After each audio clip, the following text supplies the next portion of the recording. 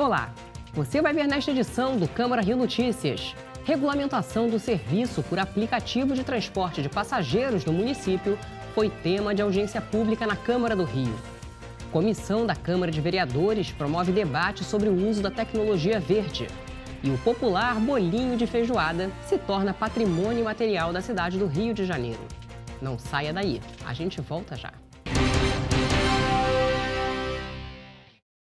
Terça-feira, 2 de novembro, feriado de finados. E a gente começa esta edição especial do Câmara Rio Notícias falando de transportes.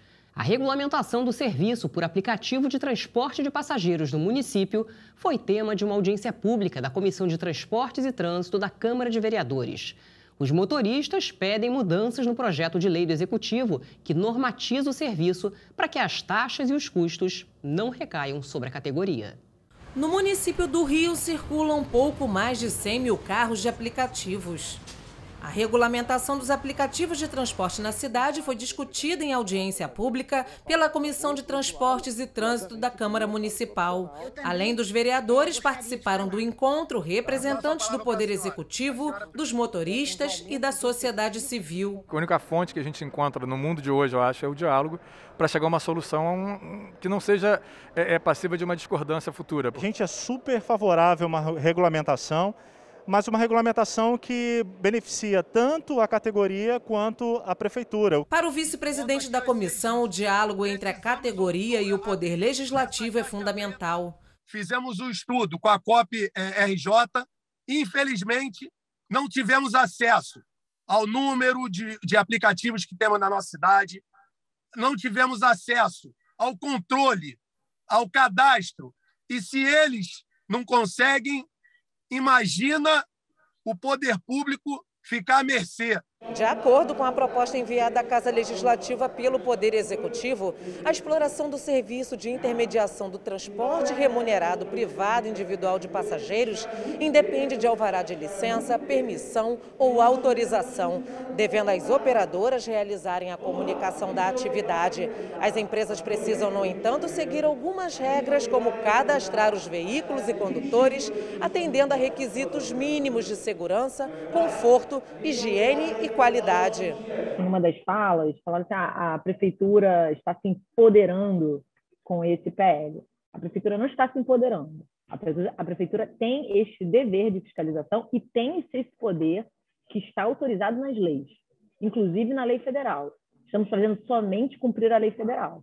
O município poderá estabelecer cobrança de tributos previstos em legislação própria, além da aplicação de sanções como advertência e multa no caso de infrações.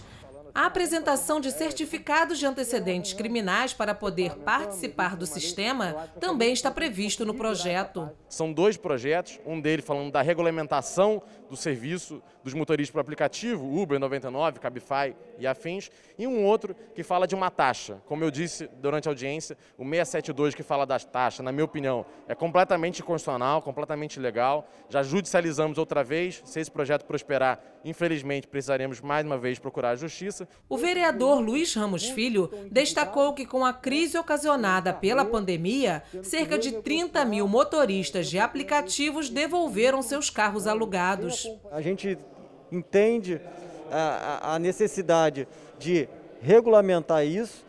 Muitos motoristas de aplicativos estão passando muitas dificuldades. A pandemia está afetando vários setores da economia e esse setor está sofrendo muito, principalmente agora com aumentos sucessivos do combustível. O representante da Uber e da 99 disse que está à disposição para compartilhar dados com a prefeitura. Uma das empresas aqui, antes mesmo da cassação judicial, né, do decreto anterior que estava vigente, uma das empresas chegou a compartilhar dados com a prefeitura em relação a quais são os motoristas cadastrados. Isso não é um problema para as empresas que, pelo menos as duas que estão associadas à Mobitec, que são Uber e 99.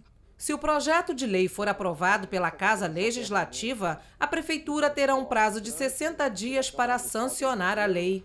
A gente espera que nesse projeto de lei 671, o 672, que fala sobre taxação das empresas, possa ser aprovado, que haja um consenso, obviamente, do Executivo e com o Legislativo, obviamente representando aqui esses motoristas de aplicativo, para que a cidade ganhe nisso, porque eu não gosto nem de usar esse termo, mas é uma vergonha para a cidade do Rio de Janeiro não ter ainda uma regulamentação desse modal tão importante. Volto a dizer, não por vontade política e nem por iniciativa do Executivo, mas porque esses temas são judicializados e, obviamente, que muitos deles deverão ser discutidos lá em Brasília numa nova legislação. Moradores de condomínios do programa Minha Casa Minha Vida participaram de uma audiência pública promovida pela Câmara do Rio. A maioria das reclamações está relacionada à falta de conservação dos prédios e áreas de lazer. A audiência pública da Comissão Especial da Moradia Adequada analisou a situação dos condomínios do programa Minha Casa Minha Vida.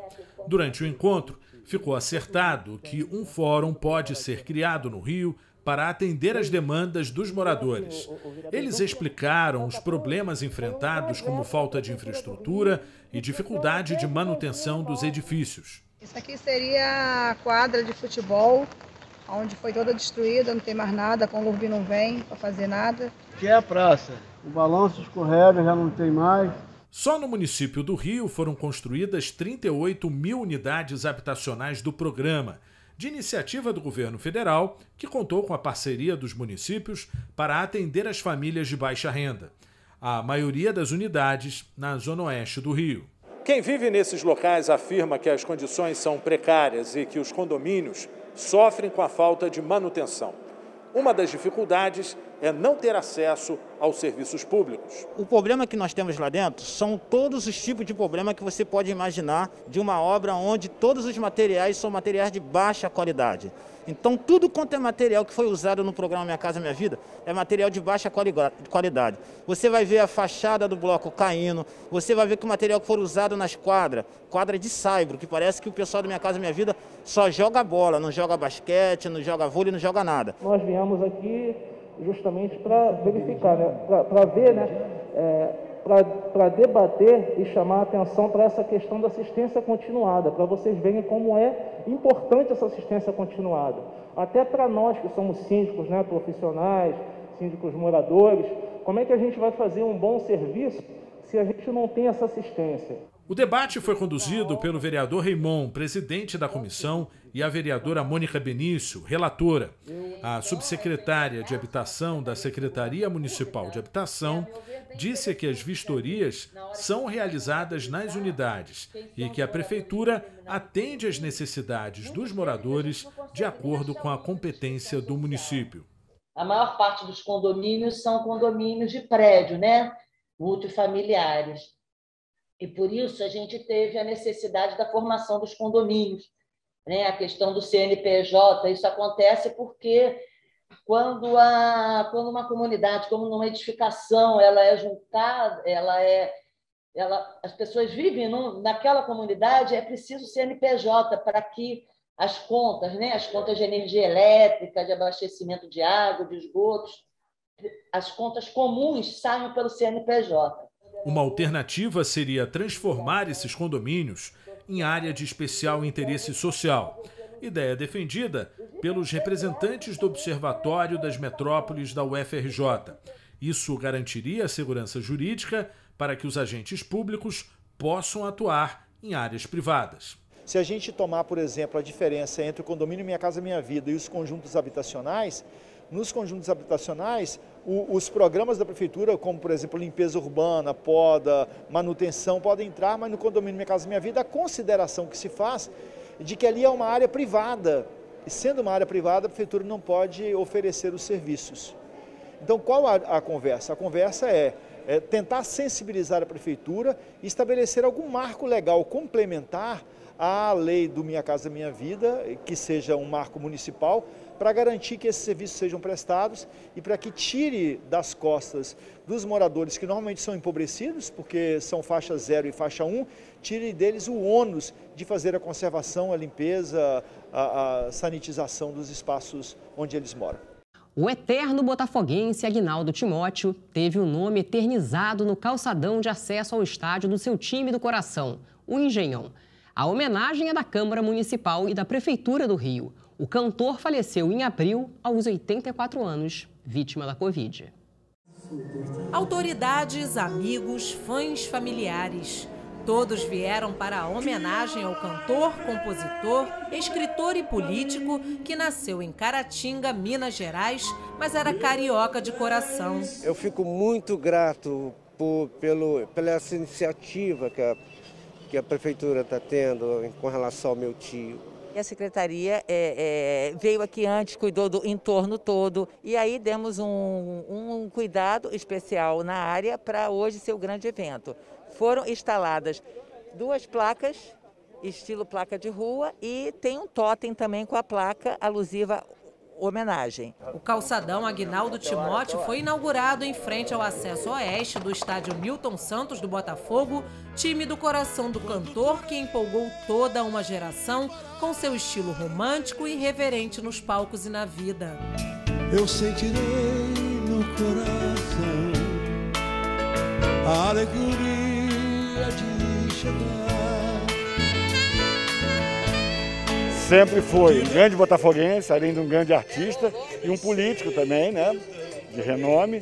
Então, eu estou muito emocionado com essa homenagem que a Câmara está fazendo e também com a Prefeitura, né, fazendo aqui no nosso estádio, nossa casa, botando a calçada Aguinaldo Timóteo. Então é muito bacana. Aguinaldo Timóteo era botafoguense não só dentro do campo, era dentro e fora do campo.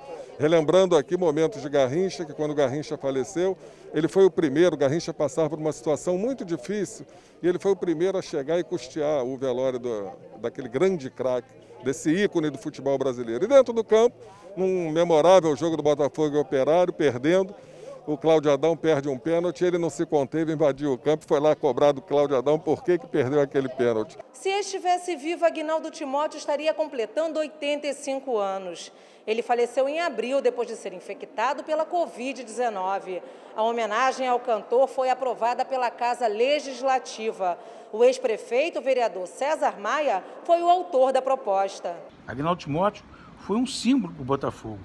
Por isso, essa homenagem que a Prefeitura faz, que a cidade faz, ao calçadão do entorno do Engenhão, é mais do que merecida. Merecida. Aguinaldo Timóteo abraça Newton Santos, abraça todos nós botafoguenses e reconhecem no Aguinaldo Timóteo uma grande, inigualável liderança. Parlamentares falaram sobre a importância do cantor.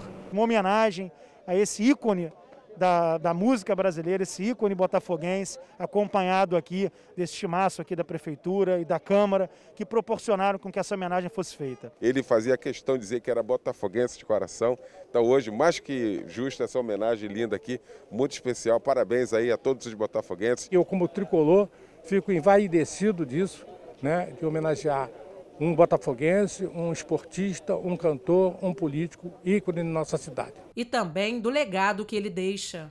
Aguinaldo Timóteo foi ter uma representatividade muito grande para a cidade do Rio de Janeiro e é muito importante isso. Apesar de eu ser flamenguista, a gente não pode deixar de estar aqui para poder celebrar esse dia, que é um dia muito importante para todos nós. O Aguinaldo é uma pessoa sensacional, um botafoguense ilustre, teve como companheiro de muitos vereadores na Câmara, e nada melhor do que você fazer uma homenagem, linkando, né, algo que foi muito importante na vida dele, que é o Botafogo, foi uma paixão, e isso aqui vai ficar eternizado. Emocionado, o filho de Aguinaldo Timóteo agradeceu.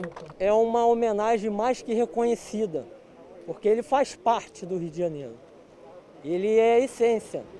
Ele mora no Rio de Janeiro, foi enterrado no Rio de Janeiro. Há anos a família vive no Rio de Janeiro.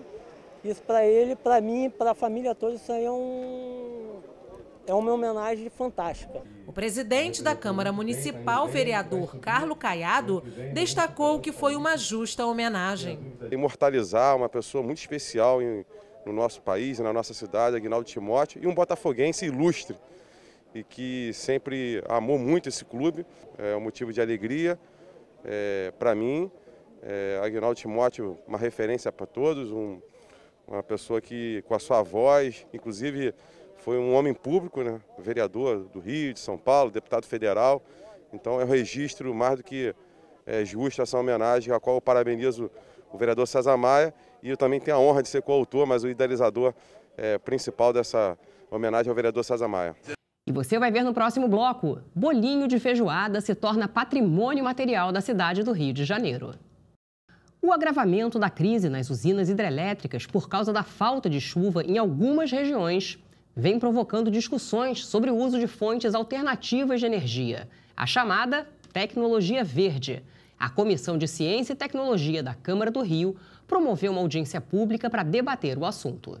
No momento em que o país vive a pior crise hídrica em 91 anos, agravado pela falta de chuvas, os reservatórios das usinas hidrelétricas podem chegar a níveis mínimos nos próximos meses.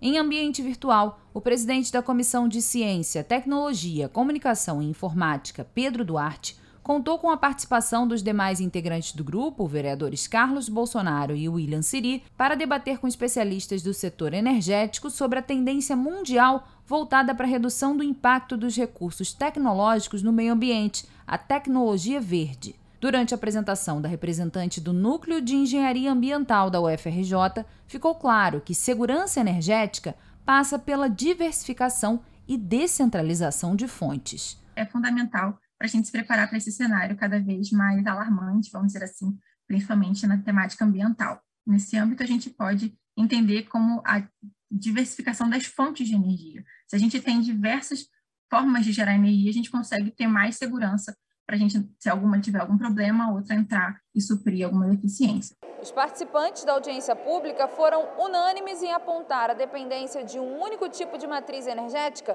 como o principal problema do setor no Brasil. Além de energia solar ser uma solução possível para a crise hídrica, é uma alternativa que gera empregos.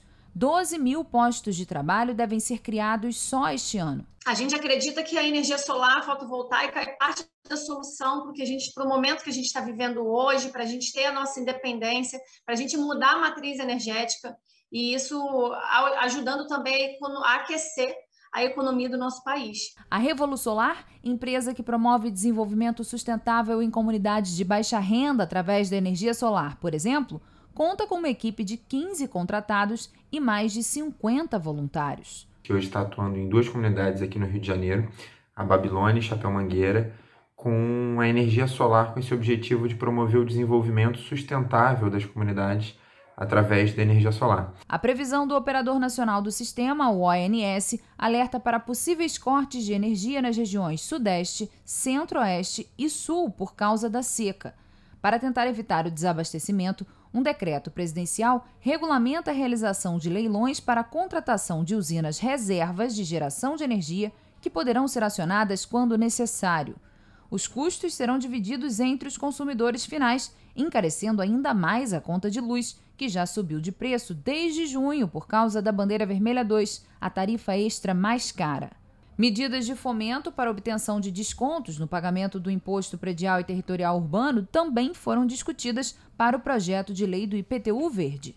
Como muitos têm acompanhado, o Brasil sofre com uma crise hídrica em função das mudanças climáticas e tem tido dificuldade na geração de energia para manter funcionando nossas residências, indústrias e comércio. E nesse sentido, o IPTU Verde ele traz e incentiva o uso da energia solar de forma descentralizada na nossa cidade, e esse foi o tema da nossa audiência pública de hoje pela Comissão de Ciência e Tecnologia.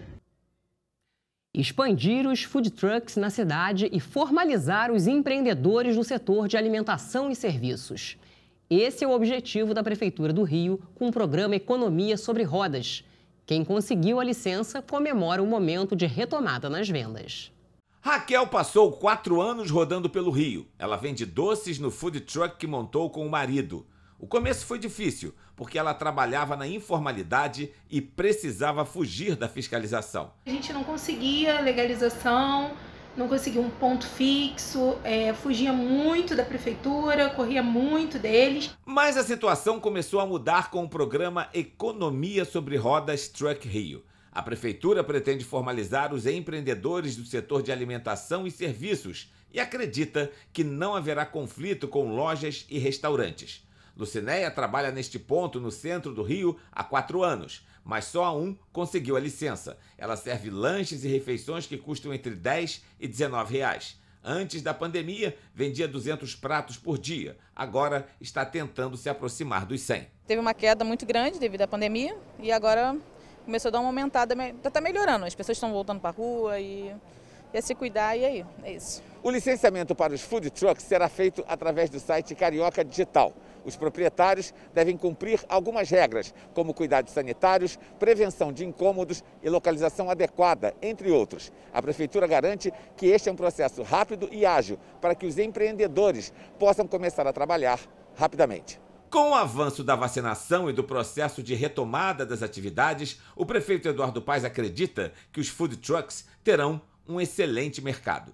As pessoas vão procurar sempre espaços mais abertos, mais livres, e o Rio é a cidade ideal para isso, né? Essa cidade, o espaço público dela é muito qualificado e é um ativo econômico. Então, os food trucks vão cumprir um papel fundamental nesse espaço. Esse programa foi muito importante e vai ser muito importante para a cidade. Uma iniciativa excelente da Secretaria de Governo e Integridade Pública, através do secretário Marcelo Caleb, do Armed, coordenador, para que dê oportunidade aos empreendedores que há muito tempo querem ter os seus licenciamentos deferidos. Então a gente consegue definir na cidade várias partes para fazer o chamamento e dar oportunidade para aqueles empreendedores que têm os seus produtos, principalmente os gastronômicos, para colocar à disposição da população e a gente conseguir licenciar e tornar a cidade mais atrativa para os empreendedores. Daniel conseguiu a licença em janeiro e comemora o bom momento. Ele trabalha no polo gastronômico do Engenhão, na zona norte do Rio, há 4 anos. Atualmente, vende 200 sanduíches por dia. Nem antes da pandemia, o movimento era tão bom. Só quando que chove que é complicado. Quando chove que o pessoal não sai muito de casa e a venda cai um pouco. Mas em dia de calor, a venda aqui é muito boa, aqui fica super lotado, entendeu? Fica com muita gente e a venda dá bastante. Agora a Raquel, que também trabalha no polo gastronômico do Engenhão, já está legalizada e faz planos para o futuro. Eu acho que esse projeto está vindo aí para ajudar, não só ajudar a gente que já está há muitos anos, que veio correndo atrás dessa batalha, como os novos que estão vindo aí. E é um projeto que eu vou sempre falar que mudou a minha vida. E um dos pratos mais famosos da chamada gastronomia de boteco se tornou uma verdadeira instituição carioca. O popular bolinho de feijoada agora é patrimônio imaterial da cidade do Rio. O projeto foi aprovado na Câmara de Vereadores.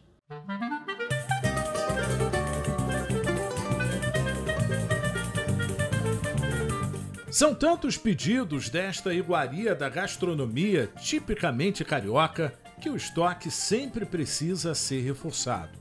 O preparo do bolinho de feijoada não poderia ser de outro jeito, rápido e prático. Afinal, ele virou o queridinho das mesas dos bares. Esta família de São Paulo se despediu do Rio com um brinde e, é claro, com um bolinho de feijoada. Foi show, eu achei muito legal, uma sacada interessante. É uma feijoadinha, é um bolinho que traduz uma feijoada inteira, né? Nada melhor do que um bar da Lapa com um bolinho tradicional. Ele já superou a fama dos outros bolinhos. Os de bacalhau, camarão e aipim já não são mais os líderes da famosa comida de boteco. Aqui, em um fim de semana, são vendidos por dia 80 unidades. Acho que é uma revolução nesse termo de petiscos, restaurantes. Você vai em vários restaurantes, tem bolinho de feijoada, né? Muito aceito, né? Os bolinhos de feijoada são conhecidos em outros estados, mas os vendidos nos bares do Rio deixam a saudade de um paladar regional. Aqui, ele é feito seguindo a tradição das feijoadas mais completas. Esses amigos de Santa Catarina, que estão no Rio a turismo, aprovaram a mistura inusitada, criada há quase uma década. Uma herança cultural que teve agora um saboroso reconhecimento.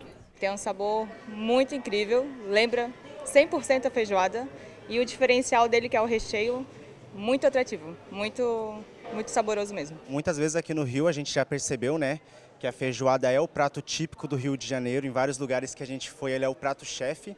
E realmente o bolinho é muito gostoso, sabor incrível. A gastronomia manifesta a arte, a tradição, a cultura de um povo. E com bolinho de feijoada não poderia ser diferente. Está diretamente ligado à sua identidade. Foi declarado patrimônio cultural de natureza e material no município do Rio de Janeiro. A receita foi criada pela chefe Kátia Barbosa, graças às memórias afetivas da família dela. Ela viu o pai nordestino amassar um punhado de feijão com farinha e arroz para fazer um bolinho. Foi baseada nesta lembrança que ela criou o bolinho de feijoada. O sabor da feijoada, né, nesse bolinho, eu acho que reflete muito o que é o nosso espírito alegre de transformação mesmo. O vereador Raimon, autor do projeto de lei, afirmou que neste momento de instabilidade alimentar da população, esta pode ser uma opção nutritiva de receita caseira. Essa é uma produção cultural, é a cultura carioca. E nesse tempo, de modo particular, em que a fome tem, de certa forma, acampado no Brasil, onde 116 milhões de pessoas passam por um momento de instabilidade alimentar, portanto, passam por um momento de insegurança alimentar, nós temos aí uma iguaria carioca que pode ser feita, claro, nos bares, pode ser feita, mas também pode ser feita nas casas.